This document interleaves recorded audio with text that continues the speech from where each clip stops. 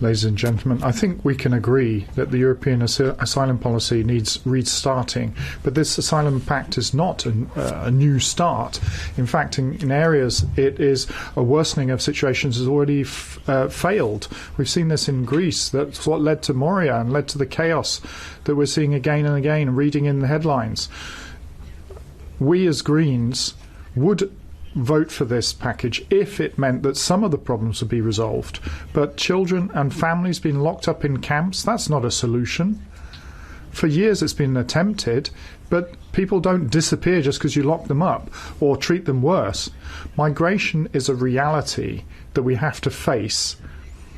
And this facing of reality is something that this asylum pact is not doing.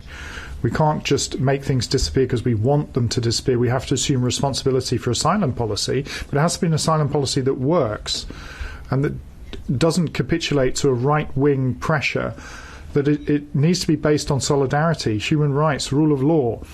It needs to be pragmatic as well, using those principles, and I hope we get this in the future because it's all the more necessary.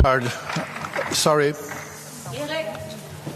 Erik, you've got a blue card.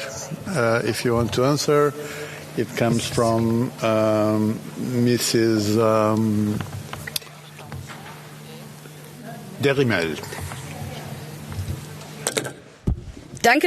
Thank you very much, dear Erik. Thank you for allowing this blue card.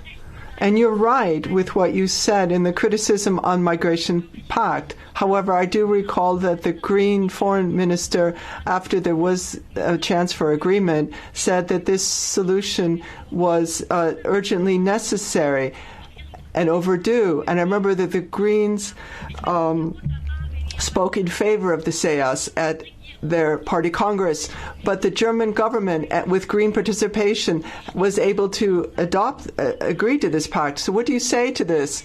I mean, today we're burying the right to individual asylum, and what was really unfair is being carved in stone. So this is really not a solution.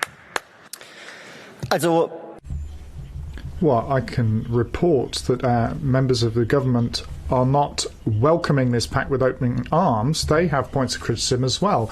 And what's important to me is, because I have heard from other noises from the Christian Democrats, that it can't be a question about how to find best majorities to do that. The Christian Democrats needed to find compromises with us because we found solutions, because there is possibility to find good solutions if the Christian Democrats after the elections do think about working along those lines rather than allowing Giorgia Meloni to push the Christian Democrats' position further and further to the right. That is quite important, and we can maybe discuss the rest over an apple juice.